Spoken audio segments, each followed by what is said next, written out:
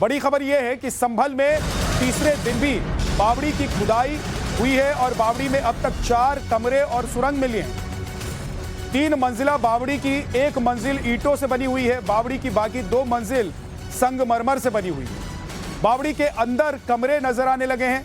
फिलहाल इलाके में पुलिस बल तैनात है और धीरे धीरे खुदाई हो रही है ताकि बावड़ी के स्ट्रक्चर को नुकसान न पहुंचे। यह तस्वीर आप देख रहे हैं, ये उसी बावड़ी की तस्वीर है जिसको खोदा जा रहा है और नीचे देखिए जैसे जैसे इसको खोदा जा रहा है तो क्या क्या सबूत निकलकर सामने आ रहे हैं। बावड़ी की 2 मंजिल संगमरमर से बनी हुई है और नीचे आप देख रहे हैं कि घर हैं, कमरे हैं। तीसरे दिन की यह खुदाई हुई है और बहुत सावधानी से खुदाई की जा रही है ताकि किसी भी स्ट्रक्चर को कोई नुकसान ना पहुंचे। इसके अलावा भारी संख्या में पुलिस फोर्स यहां पर तैनात की गई है ताकि सुरक्षा व्यवस्था पर सवाल ना उठे, सुरक्षा व्यवस्था को कोई बिगाड़ने की कोशिश ना करे।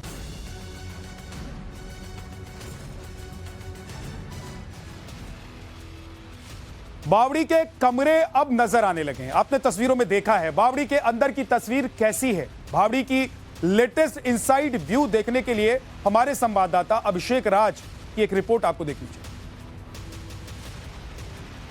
ये देखिए, ये सीढ़ी है, सीढ़ी से नीचे जब आप आएंगे तो ये देखिए यहाँ से स्टार्ट होता है ये पहला मंजिल। ये दरअसल बावड़ी का जो है वो पहला मंजिल है और ये 3 मंजिला बावड़ी है, यानी कि ये आपका 4 रूम का एक तरीके से जो बावड़ी है वो आपको नजर आएगी। ये पहला मंजिल है। पहले मंजिल में हम जाने की कोशिश करेंगे। दोनों तरफ अगर आप देखेंगे, ये एक तरफ का रास्ता है, ये दूसरे तरफ का रास्ता है। पहले तरफ के रास्ते को पूरे तरीके से देखिए अब खाली किया जा रहा है, खोदा जा रहा है। दूसरी तरफ में भी मलबा भरा हुआ है। ये अगर आप अंदर जाएंगे तो ये देखिए किस तरीके से आपको एक बरामदा की तरह दिखेगा। अभी हम अंदर जाने की कोशिश कर रहे हैं। ये देखिए जब आप अंदर की तरफ आएंगे तो ये देखिए अंदर आपको ये पूरा एक बरामदा नजर आएगा। ये देखिए किस तरीके का ये बरामदा है और यहाँ अगर आप देखेंगे तो चारों तरफ बरामदा के इस तरीके से मोटे मोटे पिलर लगाए गए हैं। ये पिलर आप सोचिए कितने ज्यादा पुराने हैं, कितने मजबूत हैं और पुराने जमाने में जिन पत्थरों का इस्तेमाल किया जाता था, पुराने जमाने में जिन ईंटों का इस्तेमाल किया जाता था वो आपको यहाँ पर देखने को मिलेंगे। इसके अलावा देखिए जो पुराने जमाने में रोशनी के लिए बिजली होती नहीं थी तो ये ताक बनाए जाते थे ताकि ताक के ऊपर दिए रखे जाए और उससे रोशनी हो। ये देखिए यहाँ पर ये ताक जो है वो आपको नजर आएगा और पीछे की तरफ आप देखिए चारों तरफ जो ताकें हैं वो आपको इसी तरीके से नजर आएंगी और ये बावड़ी के अंदर का हिस्सा है जो टाइम्स नाउ भारत पे आप देख रहे हैं। अगर आपको सामने की तरफ दिखाऊं मैं तो सामने की तरफ भी बिल्कुल ऐसी ही एक सुरंग जा रही है। ये देखिए ये सुरंग सामने की तरफ भी जा रही है और ये सामने से भी गोल घूम के बिल्कुल उसी जगह पे निकलेगी जहां से हमने शुरू किया था। बावड़ी का स्ट्रक्चर बिल्कुल ऐसा होता है, चारों तरफ से घुमा होता है और उसके बीच में पानी जो है वो तालाबनुमा आकृति होती है, कुआं होता है और वहां से लोग ऊपर से नीचे आते हैं, पानी लेकर वापस ऊपर जाते हैं। जो काफी ज्यादा ये पुरानी बावड़ी है और जो चीजें इसमें इस्तेमाल किए गए हैं, जिन जो मटेरियल्स का इस्तेमाल किया गया है वो मटेरियल्स भी काफी ज्यादा जो है वो पुराने और मजबूत हैं। बावड़ी से पानी भरने के लिए जो राजा महाराजा है वो अलग अलग कामों के लिए इस्तेमाल किया करते थे। जैसे जब सेना युद्ध पे जाती थी तो सेना के आराम करने के लिए ये बावड़ी होती थी। इसके अलावा पूजा पाठ ध्यान करने के लिए बावड़ी बनाई जाती थी। इसके अलावा चेंजिंग रूम होते थे। तो बावड़ी का अलग कॉन्सेप्ट होता था और उन तमाम सबूतों को अब जो है वो खोदने की कोशिश की जा रही है, निकालने की कोशिश की जा रही है। ये पहला मंजिल है, इसके नीचे आप समझिए 2 मंजिल और है बिल्कुल इसी तरीके से। और देखिए यहाँ भी अगर आप देखेंगे तो जो ताक है वो आपको नजर आएगा और ये तमाम वो सबूत है जो चीख चीख के गवाही दे रहे हैं कि पुराने जमाने में क्या आकृतियां होती थी और कैसे उनको ढक दिया गया। संभल के बाकी बिहारी मंदिर के बाद अब ये 3 मंजिला बावड़ी मिली है। खुदाई के साथ ही इसके इतिहास की पड़ताल हो रही है।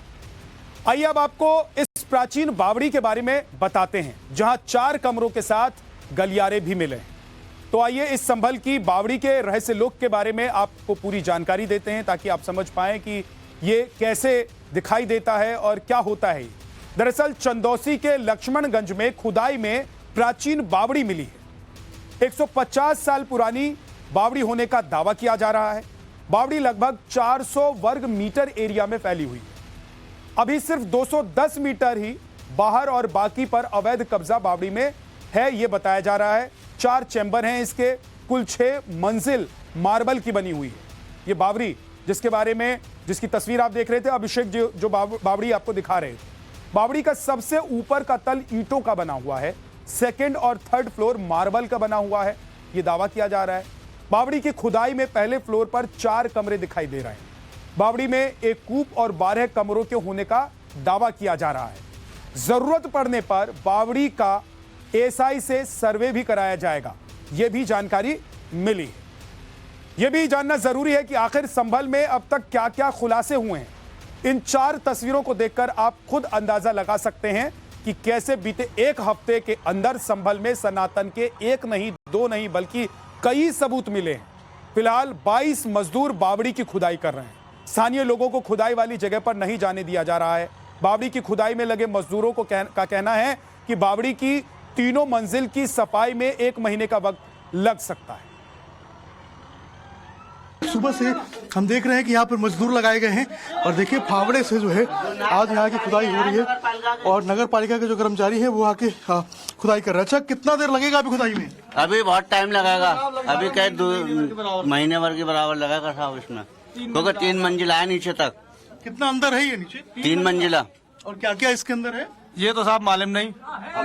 अभी तक जो खुदाई की है उसमें क्या क्या मिला है? यही सामने आ रहा है, जो भी रोड़ा मिट्टी कूड़ा यही सामने आ रहा है और बकाया दीवार है मंदिरों की। तो ये क्या ये गोल घुमा हुआ है या किस तरीके से? ये तो अब देखो साहब खुदाई करते हुए जाने आए को मालूम पड़ेगा किधर को घूमेगा, कितना है कितना ना है, ये तो पता चलेगा आगे चल के। अभी खुदाई चली रही है बराबर, कब तक चले ये कोई पता ना है।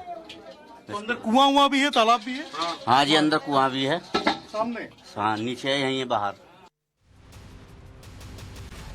संभल के डीएम राजेंद्र पेंसिया ने बताया कि इस ऐतिहासिक बावड़ी का निर्माण बिलारी के राजघराने ने कराया था। वहीं बावड़ी की खुदाई के दौरान शिप्रा रानी नाम की एक महिला भी मौके पर पहुंची। उन्होंने दावा किया कि उनके पूर्वजों ने ही इस बावड़ी का निर्माण करवाया था। उन्होंने खुद को राज परिवार का सदस्य और बावड़ी विरासत का मालिक बताया।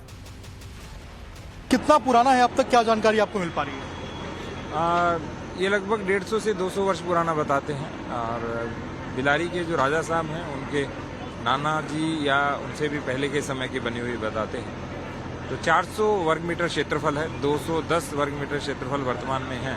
शेष कब्जा है जिसे नोटिस देख के हम हटाएंगे। ये प्रॉपर्टी रानी सुरेंद्र वाला और जगदीश कुमार जी की है। मैं उनकी पोती हूँ। उनके बेटे विष्णु कुमार उर्फ लल्ला बाबू की संपत्ति थी, तो उनके कोई बेटा नहीं था। हम 5 बेटियां हैं उनपे। तो ये हमारा एक फार्म हाउस था, यहाँ पे चारों तरफ खेती बाड़ी होती थी, पूरा लक्ष्मणगंज हमारा था। तो वहाँ से सहसपुर में भी हमारा घर बना हुआ है, हमारे दूसरे ताऊ जी की फैमिली को मिला हुआ है। तो वहाँ से ये लोग आते थे, खेती बाड़ी वगैरह देखते थे। तो बावड़ी एक हिस्टोरिकल जगह बनी हुई थी जहाँ पे नीचे कुआं था, चारों तरफ बरांडा सॉर्ट रेस्ट रूम था। हिंदू संगठनों ने संभल की इस प्राचीन बावड़ी को प्रिजर्व करने की मांग की है। उन्होंने आरोप लगाया है कि इस बावड़ी पर कब्जा करके इसे मिट्टी की साजिश रची गई। हिंदू संगठनों का कहना है कि हमारे समाज में बावड़ियों और कुओं का धार्मिक महत्व है। जल संरक्षण के साथ साथ आध्यात्मिक महत्व रहा है कैसे बावड़ियों का, यह भी आपको बता देते हैं। बावड़ियों से लोगों की धार्मिक आस्था भी जुड़ी रही है। बगैर जूते चप्पल के बावड़ी में प्रवेश किया जाता था, यह अनिवार्य हुआ करता था। मंदिरों से मिलती जुलती बावड़ियों की बनावट होती थी और ज्यादातर बावड़ियों के पास मंदिर या देवालय बने हुए होते थे। ऐतिहासिक मंदिरों के पास भी बावड़ियां मिलती थीं और इसके कई सबूत हैं। भगवान की मूर्ति को स्नान कराने में इसका इस्तेमाल किया जाता था। राजस्थान में बावड़ियों का अपना एक विशेष धार्मिक महत्व भी है। जल के साथ साथ धर्म से उसका जुड़ाव बड़ा पुराना रहा है, सनातन तरीके से रहा है। बात की जाए अगर बावड़ियों की, तो मैं आपको बता दूं कि मंदिरों के आसपास कुएं और बावड़ियों का होना प्राचीन काल में उस जगह भगवान के स्नान कराने से लेकर पूजन पाठन में भी उसका उपयोग होता था और जितनी भी धार्मिक गतिविधियां उसमें हुआ करती थी उसमें इस तरह की बावड़ियों का प्रयोग होता था। भवानी जरा दिखाएं कि किस तरह बावड़ियों का स्ट्रक्चर होता था, जिसमें पानी बाकायदा फिल्टर होकर पहले कम गहरा, फिर उससे ज्यादा गहरा और उसके बाद और ज्यादा गहरा हुआ करता था। हालांकि अब ये बहुत ज्यादा संरक्षित नहीं रही हैं, ऐसे में पानी की शुद्धता यहाँ पर नहीं बची है।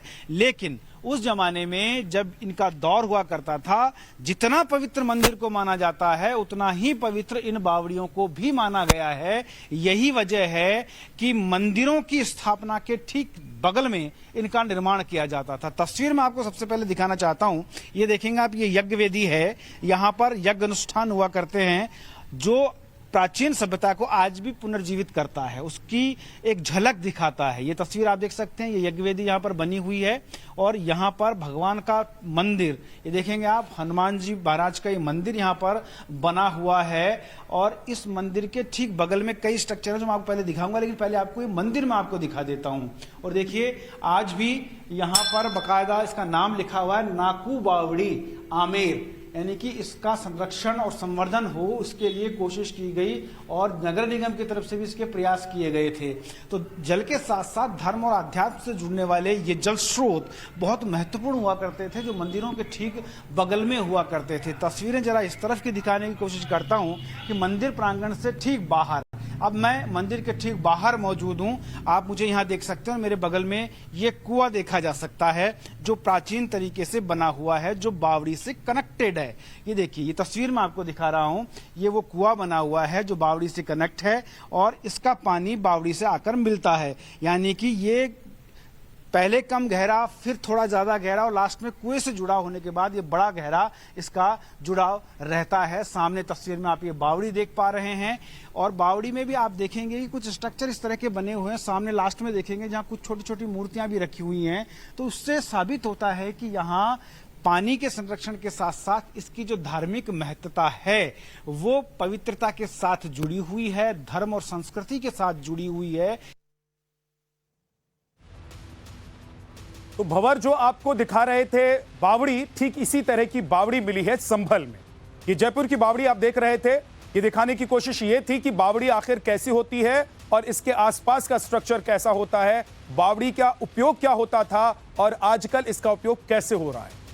अब आपको संभल से एक और खबर बताते हैं। संभल में एक और कूप मिला है। ये कूप बाबा शहजारी सराय के क्षेमनाथ धाम में मिला है। इस कुएं के ऊपर पक्की फर्श करके पाट दिया गया था, लेकिन रविवार शाम महंत बाल योगी दीनानाथ और श्रद्धालुओं ने इस फर्श को तोड़ दिया। जब कुएं के ऊपर बने फर्श को तोड़ा गया तो कुएं के अंदर पानी देखा गया। पानी भी लगभग 12 फीट की गहरी थी, जबकि यहां का जलस्तर कम से कम 80 फीट है। यानी कि अगर आप हैंडपंप लगाने के लिए या पानी के किसी दूसरे सोर्स के लिए यहां पर खुदाई करेंगे तो आपको 80 फीट की खुदाई करनी पड़ेगी, तब जाकर आपको पानी मिलेगा। लेकिन यहां 12 फीट पर ही पानी दिखाई दे रहा है। संभल में लगातार कूपों का मिलना जारी है और लगातार जब से अतिक्रमण के ऊपर कार्रवाई हुई थी और जो ऐसे कूप थे जिनको ढक दिया गया था उनको ढूंढने का सिलसिला शुरू हुआ था, उसके बाद हर दिन लगातार एक से एक जो कूप है वो मिलते जा रहे हैं। अब संभल के अंदर एक नया कूप मिला, एक नया कुआं मिला है। ये दरअसल संभल में ही जो एक मंदिर का प्रांगण है उसके अंदर मिला है। ये देखिए आप, ये जो कुआं है ये आपको नजर आएगा, इसको ढक दिया गया था। और अब देखिए यहाँ पर कल जो यहाँ के जो पुजारी थे और आसपास के लोग थे, उन्होंने इसे तोड़ा और उसके बाद अंदर आप देखेंगे तो मात्र 12 फीट में यहाँ पर आपको जो पानी है वो नजर आएगा। लेकिन अगर आप संभल की पूरी स्थिति की बात करेंगे तो संभल में जो पानी का लेवल है वो 80 फीट पे आता है, लेकिन यहाँ अगर आप देखेंगे तो आपको 12 फीट पे ही जो पानी है वो नजर आएगा। इसके अलावा जो दीवार अगर आप देखेंगे इस पूरे कुएं की, तो जिन ईंटों का इस्तेमाल इसमें किया गया है वो पतली ईंटें हैं, छोटी ईंटें हैं। इन छोटी पतली ईंटों का इस्तेमाल पुराने जमाने में किया जाता था और बिल्कुल यहाँ पे भी वही देखने को मिल रहा है। इसको पूरे तरीके से ढक दिया गया था, लेकिन अब देखिए वापस से इसे खोला गया है। हमारे साथ बात करने के लिए पुजारी जी हैं। पुजारी जी, इस मंदिर का नाम क्या है और इस कुएं का महत्व क्या है? ये बाबा क्षेमनाथ धाम के नाम से जाना जाता है। यहाँ तीर्थ नैमिषारण्य, जो कि सीतापुर में जो नैमिषारण्य तीर्थ है उसका उपतीर्थ नीमसार तीर्थ यहाँ पर है। और आप जो ये कुआं देख रहे हैं, इसमें मुख्य बात तो ये है कि ये बहुत ही प्राचीन है और साथ ही साथ अब तक संभल के अंदर जितने भी कूप मिले हैं वहां पर कहीं भी जल उपस्थित नहीं है। ये बाबा का साक्षात चमत्कार है, ईश्वर का साक्षात चमत्कार है कि जो कि यहाँ का वाटर लेवल 80 फीट है कम से कम, जो कि आप देखेंगे कि यहाँ पर कम 12 फीट पर ही जल प्राप्त हो रहा है और जल देखने को मिल रहा है और शुद्ध रूप में जल देखने को मिल रहा है। ये तो ईश्वर का साक्षात जो है कृपा ही है अच्छा, पहले आपको इसकी जानकारी नहीं थी या मंदिर प्रशासन को इस कुएं के बारे में जानकारी नहीं थी क्या? ये था कि कुआं है, ये नहीं था कि इस स्थान पर है और ऐसे है और इस कंडीशन में है, इस विषय में कोई ज्ञान नहीं था। वो तो सब बाबा की चेतना रही, बाबा ने चेतना प्रदान की, इस जगह की खुदाई करके देखा गया तो यहाँ पर कुआं जो है चेतन अवस्था में और वर्तमान में जल के साथ उपस्थित मिला है। अच्छा, बगल में हम देख रहे हैं एक सरोवर भी है, ये क्या है, इसका क्या महत्व है? हाँ, यही तीर्थ है जो मैं बता रहा हूँ आपको, नैमिषारण्य का जो उपतीर्थ है वो यही तीर्थ है और इसमें स्नान और इत्यादि आचमन और तर्पण इत्यादि जो है यहाँ पर होते रहे। जी, अब तक कोई जानकारी मिल पाई है कि आखिर ये कितना पुराना कुआं है या इसका इतिहास क्या रहा है, किसने इसे बनवाया है, कुछ ऐसी जानकारी? नहीं, इस विषय में कोई जानकारी नहीं है और जैसी जानकारी मिलेगी वो सभी लोगों को मिल जाएगी। वैसे इसकी कार्बन डेटिंग होगी तो इससे सारी चीजें सामने निकल के आ जाएंगी। अब आपको बताते हैं कि कुआं और बावड़ी में अंतर क्या है। संभल में बावड़ी और कुएं दोनों मिले हैं, दोनों का ही इस्तेमाल जल संरक्षण के लिए होता है, लेकिन बावड़ी और कुएं में क्या अंतर होता है ये भी आपको आज बता देते हैं। कुएं में देखिए, पानी निकालने के लिए रस्सी और बाल्टी का इस्तेमाल किया जाता है। आपने देखा होगा गांवों में रस्सी एक बाल्टी में बांधकर उसे कुएं में डाला जाता है और वहां से पानी निकाला जाता है। तो दूसरी तरफ आपको बता दें कि बावड़ी जो है वो सीढ़ियों से नीचे जाकर पानी भरने के लिए इस्तेमाल किया जाता है। तो ये मुख्यतः फर्क है। हालांकि दोनों ही को अगर देखें तो पानी दोनों में आपको मिलेगा। कुआं जमीन के अंदर से पानी निकालता है, यानी कि जमीन के अंदर से जो पानी निकलता है वो कुएं में होता है। बावड़ी बारिश का पानी संरक्षित करता है, बारिश के पानी को भी अपने पास वो संरक्षित करके रखता है। कुआं तय गहराई तक सीमेंट पत्थर की दीवार बनाकर बनाया जाता है, जबकि बावड़ी जो होती है वो चारों तरफ दीवारें, नीचे फर्श लगाकर इसका निर्माण किया जाता है। नीचे गोल गहराई होती है कुएं में, जबकि बावड़ी को अगर आप देखेंगे तो चौकोर होती है। अंदर कमरे नुमा एक चैम्बर आपको दिखाई देगा, एक स्ट्रक्चर आपको दिखाई देगा। तो ये बावड़ी और कुएं में फर्क होता है। हालांकि दोनों में आपको पानी मिलेगा, लेकिन एक में जमीन से निकला हुआ पानी होता है और दूसरे में बारिश का पानी संरक्षित होता है। अब आपको जयपुर की बावड़ी पर लेकर चलते हैं। जैसा कि आपको लेकर हमने दिखाया था, लेकर पहुंचे थे पुष्पेंद्र, हमारे सहयोगी आपको दिखा रहे थे, और आपको दिखाते हैं एक बार फिर से कि पुराने समय में जल संरक्षण के साथ ही धार्मिक आस्था के लिए क्यों और कैसे बावड़ियों का निर्माण किया गया। जितनी गहरी ये बावड़ियां हैं उतना ही हिंदुस्तान के साथ इनका संबंध गहरा और पुराना है।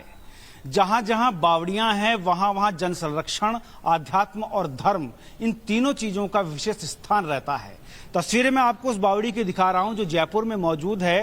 राजस्थान में तो जगह जगह इस तरह की बावड़ियां हैं जो जल संरक्षण के साथ साथ धर्म और संस्कृति का भी जुड़ाव अपने आप में प्रकट करती हैं। तस्वीरें मैं आपको दिखा रहा हूं उसी बावड़ी की जिसमें इस समय मैं मौजूद हूं। ये जयपुर के आमेर इलाके की बावड़ी है।